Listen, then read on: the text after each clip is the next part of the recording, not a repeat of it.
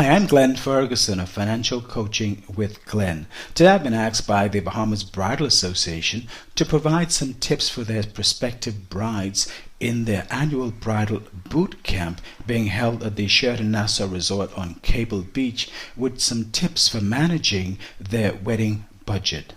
The topic I've decided to speak on is 10 keys to controlling your wedding budget and give your marriage a fighting chance.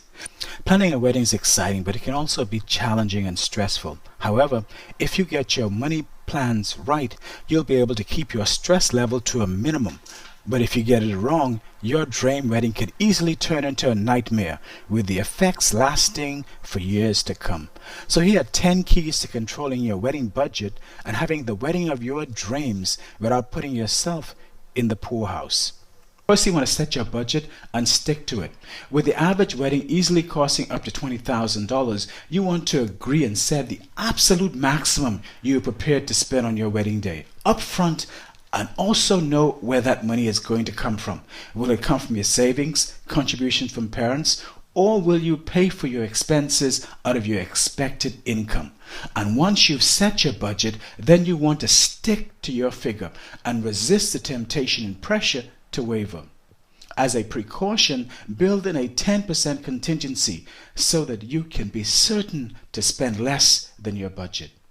The second key is to avoid the debt trap. Only borrow money if it is absolutely necessary, and if you're using your credit card for payments and not paying the balance off at the end of the month, it is borrowing. You really don't want to start your married life burdened with wedding debts, as this will put undue pressure on what could be the perfect marriage. Money is the reason behind over 60% of divorces. You really don't need that pressure starting your lives together. The third key is to do it together. Make sure that you both are involved in the planning process right from the start, and use your planning time as bonding time, as marriage is a result of team effort. So get started by planning your wedding together. The fourth key is to be realistic. Work out what you need, not want, and what it will cost to the penny, and make sure that it fits well within your budget. Be realistic and don't be tempted to overspend just because you're only going to do it once, or pressure from family and friends. The fifth key is to be a savvy shopper. Shop around, comparing prices and package detail to be sure they include exactly what you want, and to avoid paying for stuff you don't want. And be sure to consider all options. Possibly it's better cost-wise to choose a Friday rather than a Saturday wedding. Surprisingly, weddings cost more on Saturdays. I don't know what it is. The sixth key is to read the fine print. Remember now, all of your arrangements will be contractual arrangements, which means that they're binding on the parties that have signed them. So be sure and read the small print to prevent nasty surprises later on. Is there a service charge on the food and drinks that you may not know about? Be sure you do. You don't want to make any mistakes or miss anything that can easily blow a hole in your budget. So look carefully at all quotes and contracts.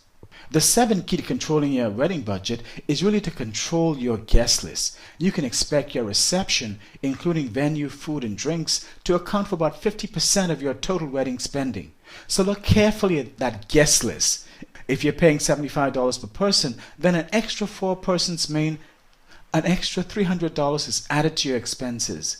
It's your day, so don't allow others, including family and friends, to force you into inviting people that you don't plan on inviting. The eighth key is to balance your needs and wants. You want to be sure and balance what is essential and what is nice to have. A table favor is critical to your wedding day style? Then you want to include them. Do you really need to travel to church by helicopter? Well, there's something you may want to consider. Must you have 14 bridesmaids? Cut back on the nice-to-haves wherever possible and focus on the essentials. The ninth key is to cut expenses. While you may want to buy everything for your wedding, you don't have to. You can get creative family members and friends to help wherever possible. So enlist their help to help you with the various things that you may want to do.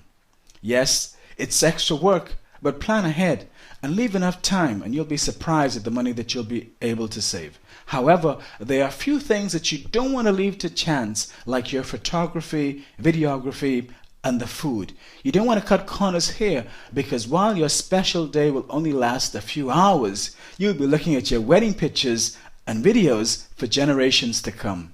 But here are 8 ways you can cut costs. 1. By designing your own wedding stationery.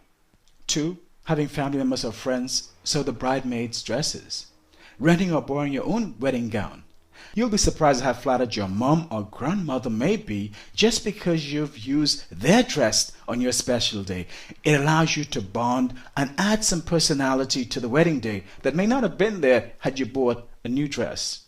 Fourthly, you want to choose flowers that are in season rather than exotic flowers. You'd be surprised at the difference you'd save.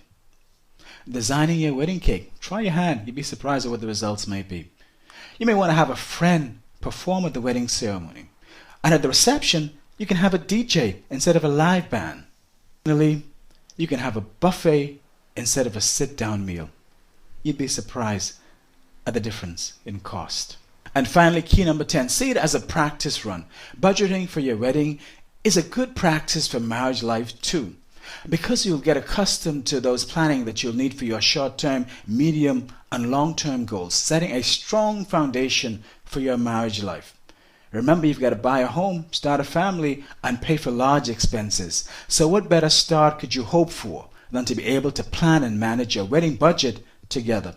So do it right, and you'll give your marriage a fighting chance. Well, there you have it. Those are the 10 keys to controlling your wedding budget and give your marriage a fighting chance. If you have questions about financial or other matters, call me, Glenn Ferguson, your financial coach, at 327-2453, or simply email me, glenn@financialcoachingwithglenn.com, and feel free to visit my website, financialcoachingwithglenn.com.